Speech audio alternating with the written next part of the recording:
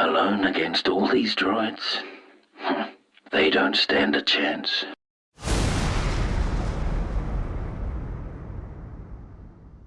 Jango Fett on the job. Hey guys, Jango Fett here, hunting down games, comics, TV shows, movies, and more. And the Fall of the Sith Empire is the second chapter of the Sadow Daragoon chapter. Whatever you want to call it, it's the final chapter of that. But not the end of the Tales of the Jedi series. Once again written by Kevin J. Anderson and published in 1998. Now this title means a lot to me to this day, as it was one of my first Star Wars titles I ever read and became so enamored with it that I eventually discovered and explored the Star Wars expanded universe. I started reading the comics, the books, audiobooks, watching the TV shows, you name it. I became obsessed with the EU and still love it to this day. The EU will never die, no matter what Disney says or anybody else. The EU will always live on. So story. Young Gov and Jory Daragoon accidentally set in motion one of the most devastating wars the galaxy has ever known. Fleeing trouble in the Koros system, which has been newly unified by the benevolent Empress Teta, Gov and Jory race into unexplored hyperspace, hoping to make their fortune, but their path lands them right into the heart of the awesome Sith Empire. Taken prisoner by Sith Lords, Gov and Jory are used as pawns by the ambitious Naga Sadow, who has just declared himself the new Dark Lord. Twins spend weeks hiding under the Sadow's treacherous protection while the Dark Lord begins training Gov in the Sith magic of illusion. Naga Sadow has plans though to use the brother and sister as scapegoats. He wishes to expand the Sith Empire to launch a war of conquest against the Republic, but first he must defeat his deadly rival Ludo Kresh.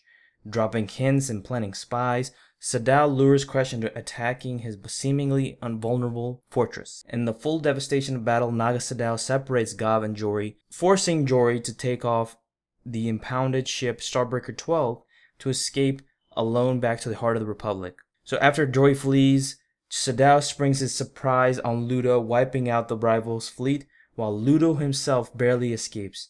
Now with his opponent trounced, Sadow can move the military might of the Sith Empire on its greatest conquest against the unsuspecting Republic. A secret transmitter in Jory's ship will show them exactly where to go. So this volume pretty much encompasses the Great Hyperspace War, which is the war between the Sith Empire and the Republic. Characters. Few less than usual. Gov and Jory Daragoon are back, but separate this time. Jory is racing back to the Republic to try to warn Empress Teta of the incoming Sith Empire, and Gov is imprisoned by the Sith Empire, but given some ridiculous responsibilities for Sadow, which I will get to later. Odin Hurd knows and fears the coming of the Sith and helps to make a stand against the Sith, or tries to make a stand with Empress Teta. While the Republic doesn't believe in the incoming Sith threat, Empress Teta does. She stands out as the heroic leader of their system with a heavy resistance and army that stands strong by her side. Naga Sadow is the unmatched Dark Lord of the Sith and believes in supreme grandeurs of conquest. He brilliantly executed a plan that deceived the Sith with a fake attempt by the Republic and a chance to go to war with the Republic and establish himself. And that's all the main characters. Not much, like I said before, which is pretty disappointing. Artwork is brilliantly done by Dario Carrasco Jr. Once again, this guy never fails to impress me. The land and space battles were freaking awesome. Awesome to see and awesome in size.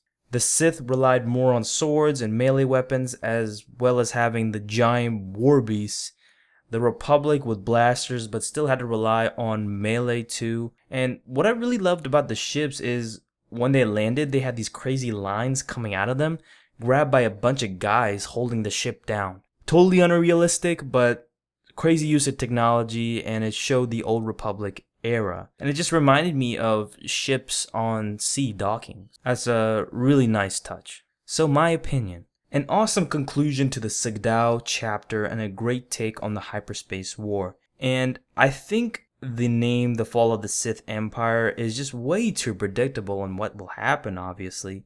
I think a better name would have been just The Great Hyperspace War to keep it more unpredictable and not for people to expect the fall of the Sith Empire. It would have been a better title, but that's just a minor complaint.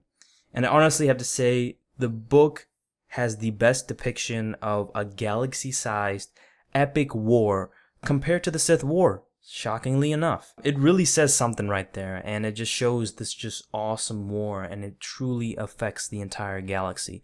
You see that in this comic. Though I kind of wish this hyperspace war started earlier in the volume instead of like halfway into it. And I think another volume to the Sadow chapter with a bigger extension of the war instead of just crammed into like halfway into the volume, halfway to the end, would have been a better touch. And it would have explained more upon the Sith, what happens to the Sith a bit more, because it leaves a lot out. And a lot of books and, you know, the Old Republic game will explain all of that stuff later on too, so it explains upon it. And apparently in this whole war, there are only 6 Jedi fighting in this whole war. What the hell happened to the rest of the Jedi? Were they on vacation, or did they like sleep on the job, or were they deliberately not put in this war? Like, what happened? I mean, Coruscant is the main place of the Jedi, and there was like 3 Jedi in that whole battle. They did not have time. Like, what was the reason the other Jedi weren't included? I don't get it.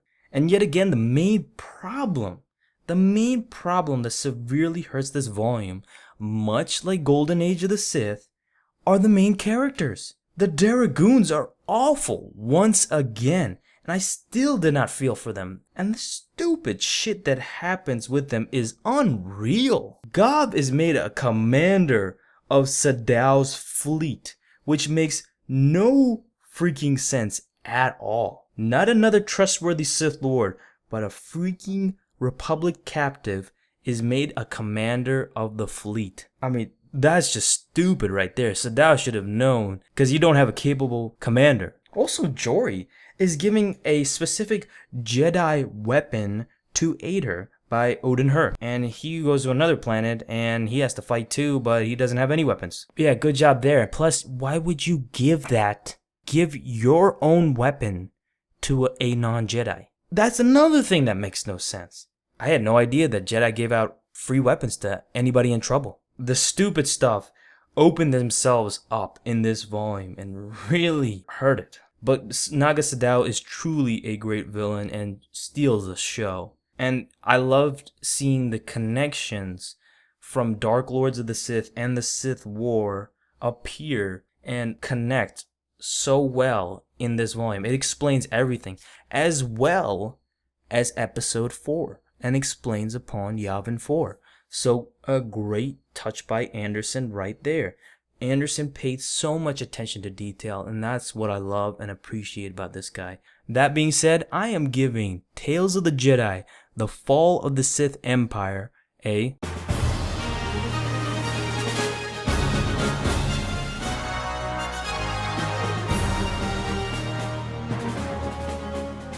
There were some things that hurt the volume to me, but overall, I think the good outweighs the negative.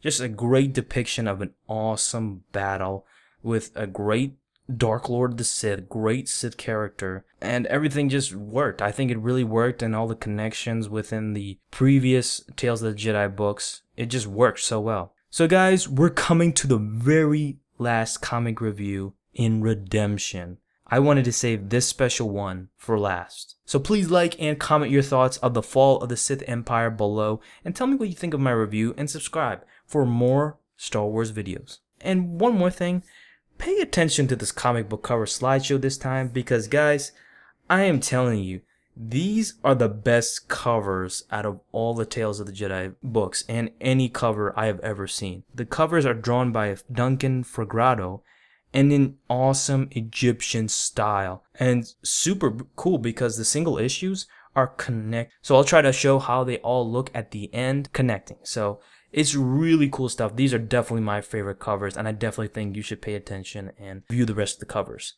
So enjoy the slideshow. Peace.